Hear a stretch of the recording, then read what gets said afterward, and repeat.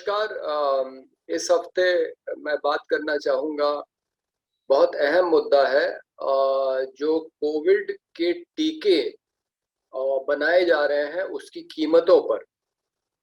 तो आपको मालूम है कि हिंदुस्तान में 2 कंपनियां टीके बना रही हैं अभी। एक का नाम है serum institute of India, Poona में है, इसके मालिक अडार पूनावाला हैं, और दूसरी है भारत बायोटेक। खास बात यह है कि जो रिसर्च हुई है वो इन दोनों ने नहीं की है। रिसर्च जो हुई है कोविशील्ड टीके के लिए जो सीरम बना रही है वो हुई है ऑक्सफोर्ड विश्वविद्यालय में। एस्ट्राजेनेका कंपनी के प्रायोजित वो रिसर्च थी, और इसलिए उसको ऑक्सफोर्ड एस्ट्राजेनेका टीका भी कहा जाता है। और दूसरा जो टीका है उसकी रिसर्च अपने देश में ही हुई है, नेशनल इंस्टीट्यूट ऑफ वायरोलॉजी, जो कि ICMR, Indian council for medical research की एक संस्था है, और इस रिसर्च के आधार पे कोवैक्सीन नाम का टीका भारत बायोटेक बना रही है। अब ऑक्सफोर्ड एस्ट्राजेनेका ने ये कहा कि चूंकि ये एक संकट के समय में टीका बनाया जा रहा है, इसलिए हम इस पे कोई मुनाफा नहीं लेंगे। हमारे अडार पूनावाला साहब ने पहले इसका दाम जो है वो रखना तो चाह रहे थे 1000 रुपए, लेकिन सरकार ने कहा कि नहीं, आप 250 रुपए से ज्यादा नहीं रख सकते। तो उन्होंने 210 रुपए में ये टीका सरकार को बेचा शुरू में, और उसके बाद इसकी कीमत घटा के 150 रुपए की। और भारत बायोटेक इस टीके को 296 रुपए में बेचना चाहता था, लेकिन उसने भी अंततः 150 रुपए में भारत सरकार को बेचा। अभी तक भारत सरकार को ये टीका दोनों कंपनियों से 150 रुपए में मिल रहा है।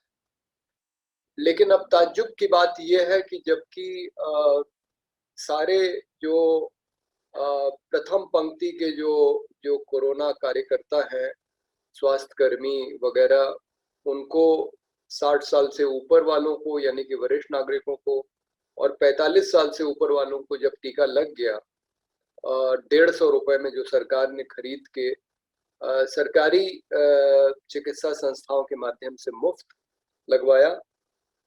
अब सरकार ये कह रही है कि 1 मई से यानी कि मजदूर दिवस से जो 18 से 44 साल के बीच में टीका लगना है, वो टीका अब केंद्र सरकार नहीं लगवाएगी। वो टीका राज्य सरकारें दोनों कंपनियों से खरीद सकती हैं, और प्राइवेट अस्पताल भी अब खरीदने के लिए स्वतंत्र है। और इसके पहले कि सरकार कोई रेट वगैरह पे बातचीत करती, मेरे ख्याल से ये एक मिली जुली साजिश थी कंपनियों की और सरकार की।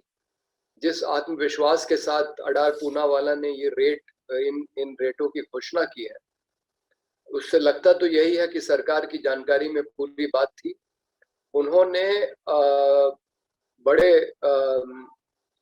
मतलब ताल ठोक के कहा जाए, ये कहा कि अब ये टीका सरकार को वो देंगे 400 रुपए में, यानी कि जो राज्य सरकारें हैं, और इसको प्राइवेट अस्पतालों को वो देंगे 600 रुपए। और भारत बायोटेक तो 2 कदम और आगे निकली। उसने कहा कि सरकारी जो सरकारें हैं, राज्य सरकारें, उनको तो हम देंगे 600 रुपए में, और हम निजी अस्पतालों को देंगे 1200 रुपए। तो ये जो कंपनियां हैं, ये इनको इतनी भी शर्म नहीं है कि इस संकट के समय, जबकि और आपको ये बता दें कि भारत में टीका लगाने की दर अभी बहुत कम है। बड़े जोर शोर के साथ हमारे प्रधानमंत्री ने कहा कि आत्म भारत अभियान के तहत, आत्मनिर्भर भारत अभियान के तहत ये टीका देश में बनाया जाएगा। हालांकि एक टीके की रिसर्च मैं आपको पहले ही बता चुका हूं कि वो ऑक्सफोर्ड में हुई है, और उन्होंने 2 कंपनियों को ठेका दिया, और उन्होंने कहा कि ये दुनिया का सबसे बड़ा जो है टीकाकरण अभियान है। बीच में उन्होंने एक टीका उत्सव भी मनाया। लेकिन ये सब कुछ होने के बावजूद जो भारत में अभी टीके लगे हैं वो मात्र 1.5 2 करोड़ लोगों को है, जो 1% है भारत की आबादी। और ऐसा माना जा रहा है, ऐसा वैज्ञानिक कह रहे हैं कि जब तक आपकी 2/3 आबादी को टीका न लग जाए, तब तक समाज सुरक्षित नहीं। अगर 2/3 आबादी को टीका लग जाता है, तो ऐसा माना जाता है कि हर्ड इम्यूनिटी नाम की एक चीज आ जाती है, यानी कि समूह की एक प्रतिरोधक क्षमता आ जाती है, और फिर ये बीमारी होने की संभावना कम हो जाती है। लेकिन कहाँ 2/3, यानी कि 75% आबादी, और कहाँ 1%। तो आप सोचिए कि हम अभी अपने लक्ष्य से कितना दूर हैं। और अगर सरकार निजी अस्पतालों को ये टीका लगाने की छूट देगी 600 रुपए और 1200 रुपए में, तो आप समझ सकते हैं कि ये टीका कितने लोग लगवाएंगे। अभी मुफ्त में जब टीका लगाया जा रहा है, तब तो इतने कम लोग लगवा रहे हैं, और जब ये पैसा लेके लगाया जाएगा तो कितने लोग लगवाएंगे, ये आप खुद इसकी कल्पना कर सकते हैं।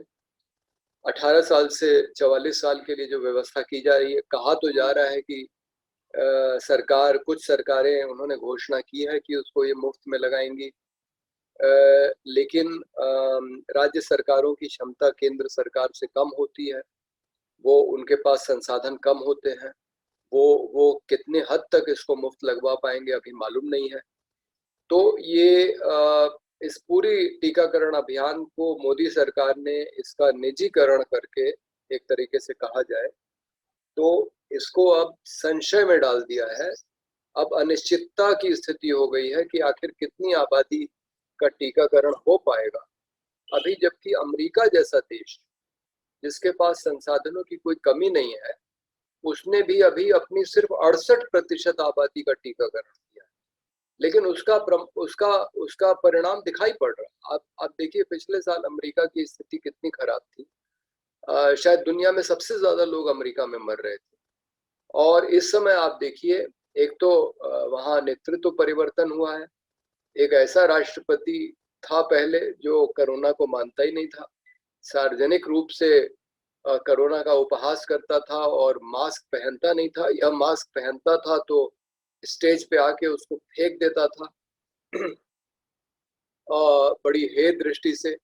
तो ऐसा राष्ट्रपति था, और उसके बाद अब एक परिवर्तन हुआ है, और जो बिडेन वहां आए हैं, जो जो एक गंभीर व्यक्ति हैं, जिन्होंने बीमारी को गंभीरता से लिया है और टीकाकरण अभियान को बहुत अच्छी तरह से चलाया है, ताकि अपनी ज्यादा से ज्यादा आबादी को वो उसका टीकाकरण कर सकें। उनके भंडार में इतने टीके हैं कि अमेरिका की पूरी आबादी को एक बार से ज्यादा टीका लग सकता है। तो अमेरिका ने तो अपनी सुरक्षा कर ली है, लेकिन भारत का क्या होगा, और हमारे आत्मनिर्भर भारत का क्या होगा, जो मोदी जी बड़े गर्व से घोषणा कर रहे थे कि भारत की साख बढ़ गई है और भारत अब अपने आप में आत्मनिर्भर है, और कई देशों को उन्होंने टीके भेजे, जो बड़ी खुशी की बात है। लेकिन अब जब संकट का दौर आया है, तो भारत को दुनिया के सामने हाथ फैलाने पड़। अडार पूनावाला अमेरिका से कह रहे हैं कि आप आपके जो प्रतिबंध हैं, जो टीका बनाने के लिए जो हमें सामान चाहिए, उन प्रतिबंध को आप हटाइए, ताकि वो सामान हमें मिल सके और हम टीका बना सकें, और बड़ी संख्या। खैर, अमेरिका पहले भारत की बात को अनसुना कर रहा था, लेकिन अभी उसने 2 दिन पहले भारत की बात मानी है। लेकिन वो कितना सामान देगा ये मालूम नहीं, क्योंकि डोनाल्ड ट्रंप की तरह जो बिडेन भी कह चुके हैं कि उनके लिए अमेरिकी आबादी प्राथमिकता है, पहले वो उसकी देखभाल करेंगे, उसके बाद किसी और की सोचेंगे। दुनिया रोज चित्र छप रहे हैं कि कहीं सिंगापुर से ऑक्सीजन आ रहा है, संयुक्त अरब अमीरात से आ रहा है, यहाँ तक कि पाकिस्तान ने भी मदद की पेशकश की है। तो इस समय भारत की स्थिति ऐसी है कि अगर उसे दुनिया भर की मदद न मिले, तो वो अब इस संकट का सामना कर नहीं सकता। तो ये 7 साल में मोदी की सरकार ने भारत की ये स्थिति बनाई है कि आत्मनिर्भरता की बात तो छोड़ दीजिए, वो बिना दूसरों की मदद के अपने लोगों को ठीक से उनकी देखभाल भी नहीं कर सकता। लोग बीमार हैं, अस्पतालों में शैय्या की कमी है, ऑक्सीजन की कमी है।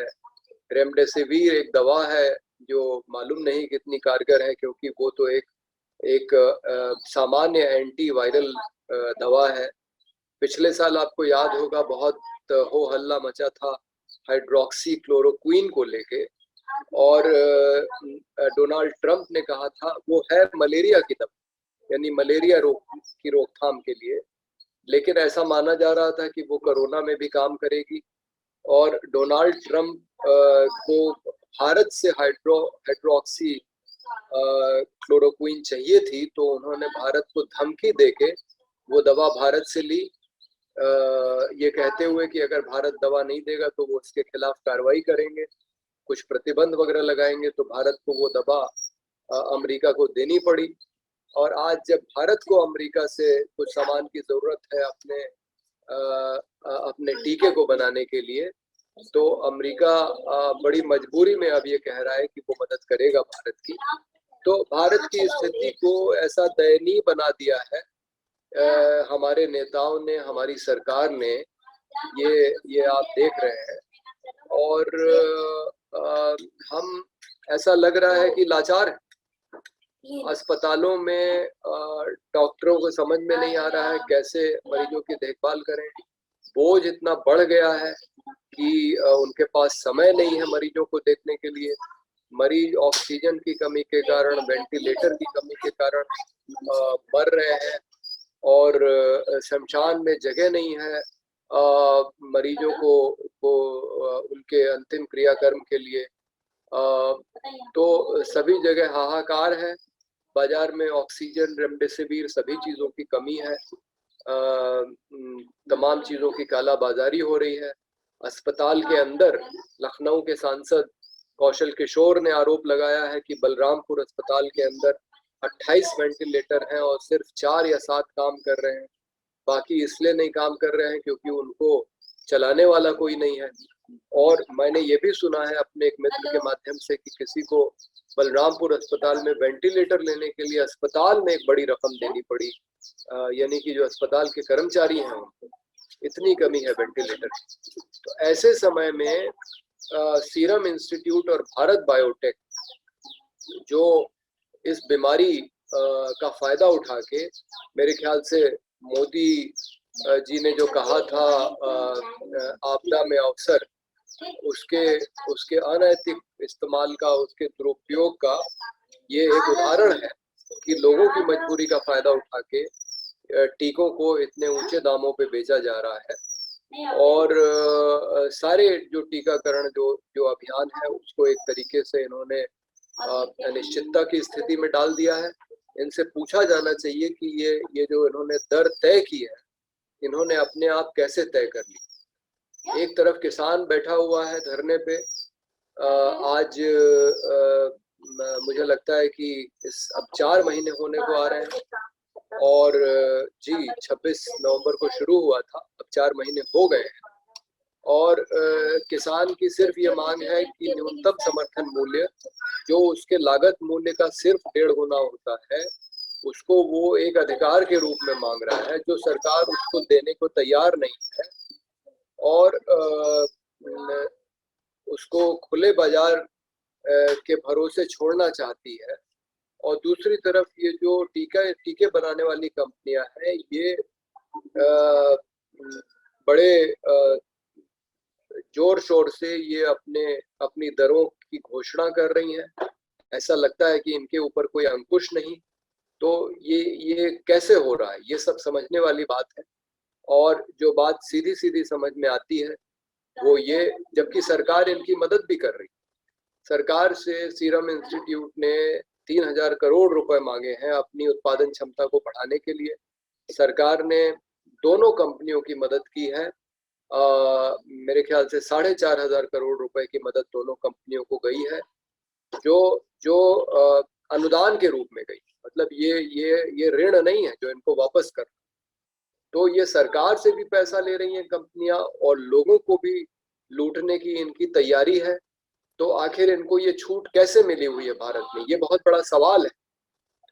और ये हम सब ने देखा है किस तरह से किसान आंदोलन में 3 विवादास्पद कानूनों को मोदी जी वापस लेने के लिए सिर्फ इसलिए तैयार नहीं है क्योंकि ये पूरे देश को समझ में आ रहा है कि उन्होंने अडानी और अंबानी के लिए कृषि क्षेत्र को खुला छोड़ दिया है फायदा कमाने के लिए।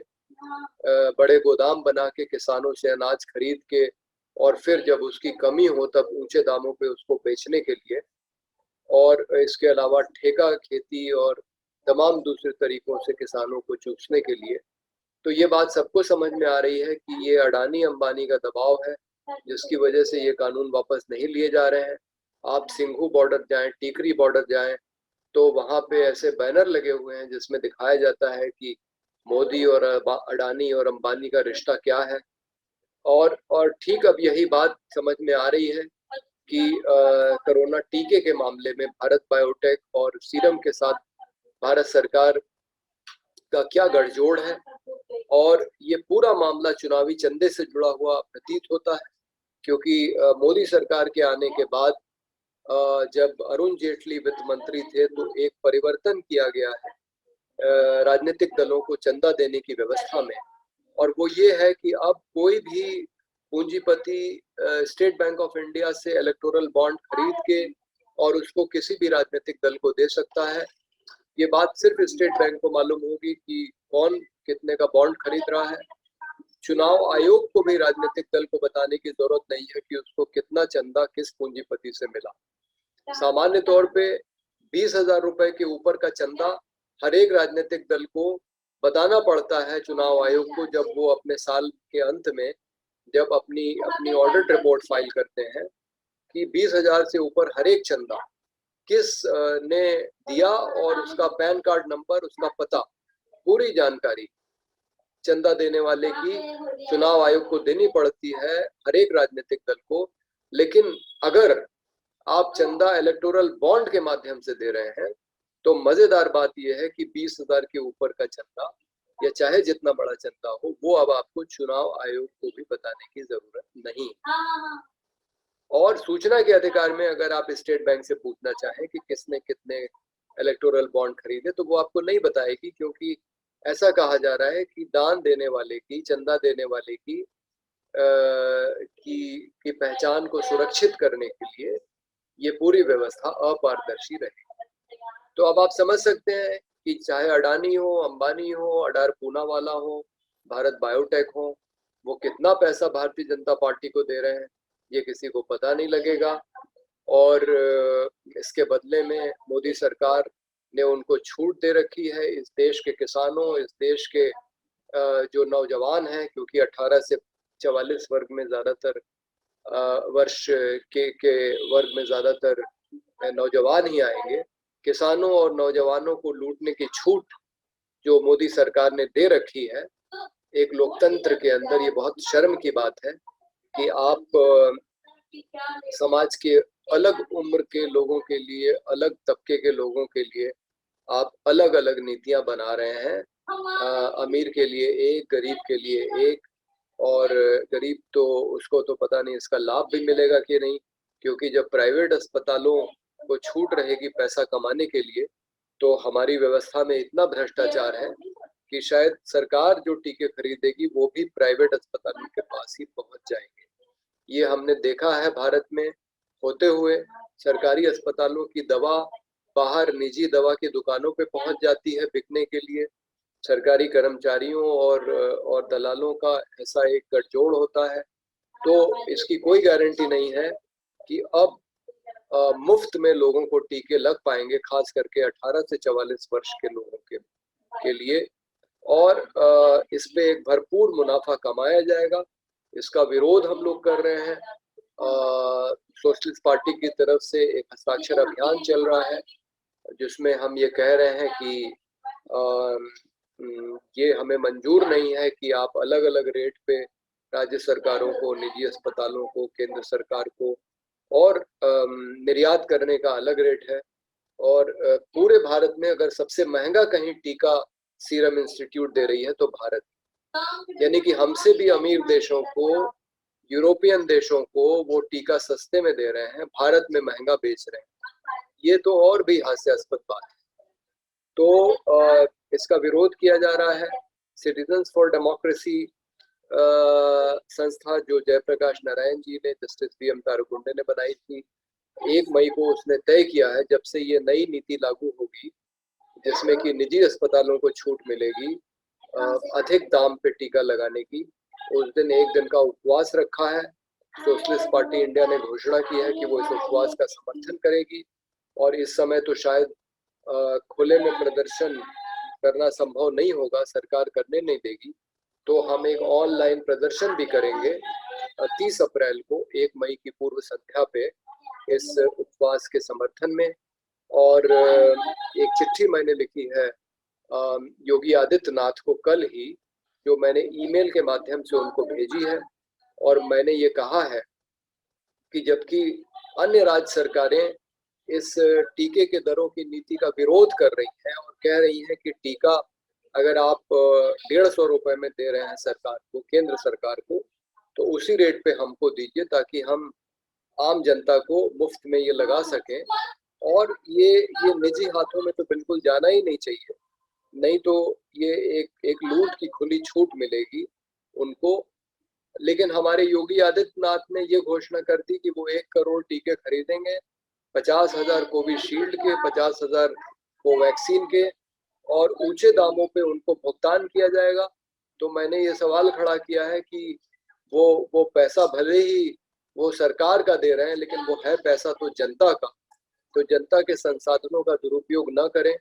योगी आदित्यनाथ जाने जाते हैं जनता के पैसे का दुरुपयोग करने के लिए। कितनी उनकी अयोध्या की यात्राएं हुई, पहले किसी मुख्यमंत्री ने इतनी यात्राएं नहीं की हैं। दिवाली के पहले वो वहां लाखों दिए, पिछले 2 सालों को ही देख लें तो 10 लाख से ऊपर दिए जले हैं, तेल के दिए 45 मिनट तक। कितने तेल का दुरुपयोग किया है उन्होंने। सरकारी हेलीकॉप्टर में, पता नहीं ये प्रोटोकॉल में संभव भी है कि नहीं, पेशेवर कलाकारों को जिनको आप पैसा दे रहे हैं राम और सीता बनने के लिए, उनको आप हेलीकॉप्टर से अयोध्या में उतारते हैं, सरकारी हेलीकॉप्टर से। जैसे कि मानिए राम और सीता जो है पुष्पक विमान से जो है उतर रहे हैं अयोध्या के अंदर, सरकारी हेलीकॉप्टर से आप कांवड़ियों के ऊपर फूल बरसाते हैं। और शर्म की बात यह है कि उसमें पुलिस महानिदेशक भी बैठे रहते हैं। इन्हीं हेलीकॉप्टरों से पिछले साल कोरोना से अच्छी तरह से निपटने के लिए, अपनी पीठ थपथपाने के लिए स्वास्थ्य कर्मियों के ऊपर फूल की वर्षा हुई। ये जो सब पैसे का दुरुपयोग हो रहा है, सरकारी पैसे का, ये पैसा अगर हमारी स्वास्थ्य व्यवस्था को सुदृढ़ करने में लगता तो आज हम शायद जिस स्थिति में है उससे थोड़ी सी बेहतर स्थिति में होते।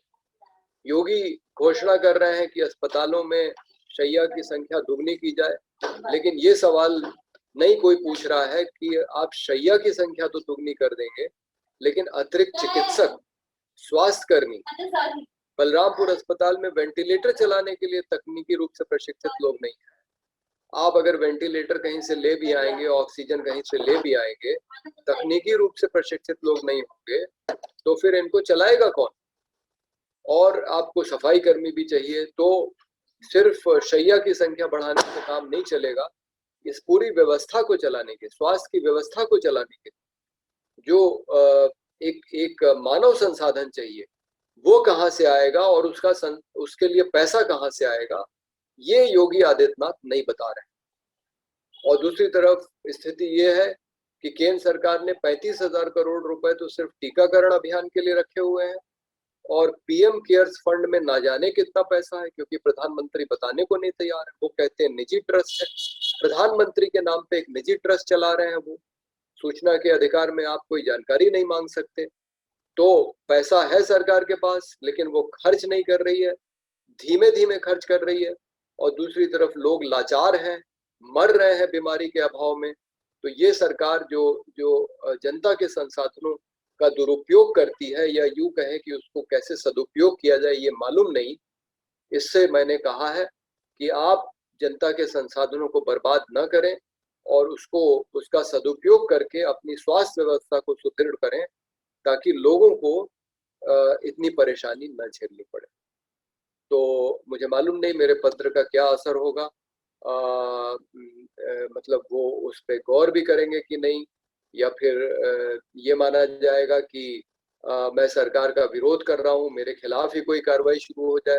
जो भी हो, लेकिन अब मेरे ख्याल से समय अब आ गया है जब हमें इस सरकार को, जो एक अहंकारी सरकार है और सिर्फ भय और प्रलोभन दो चीजों को जानती है, या तो लालच दे के काम करवाती है जैसे अडानी, अंबानी, अडार पूनावाला, भारत बायोटेक, और या फिर धमकी दे के। देखिए, लखनऊ के कुछ अस्पतालों में ऑक्सीजन की कमी हुई, उन्होंने नोटिस लगाई, तो योगी आदित्यनाथ कह रहे हैं कि ये जो अस्पताल हैं ये ऑक्सीजन होते हुए भी कमी होने का नाटक कर रहे हैं और अफवाह फैला रहे हैं, और इनके खिलाफ कार्रवाई होगी। यानी वो धमकी दे रहे हैं कि अगर आपने ऑक्सीजन की कमी की नोटिस लगाई तो आपके खिलाफ कार्रवाई होगी। तो अब कोई अस्पताल सच भी नहीं बोल सकता कि उसके पास ऑक्सीजन की कमी है और वो नोटिस लगाने से डरेगा। तो ये जो डरा धमका के लोगों से काम कराने का तरीका है योगी जी, ये बहुत दिनों तक काम नहीं करेगा। आप ने बहुत लोगों को डरा धमका के, लालच दे के काम करा लिया, लेकिन अब ऐसा समय आ गया है कि आपके ये तरीके काम नहीं करेंगे, और आप अगर ज्यादा जबरदस्ती करेंगे तो जनता के सामने सिवाय विद्रोह में खड़ा होने के और कोई विकल्प रहेगा नहीं। बहुत बहुत धन्यवाद।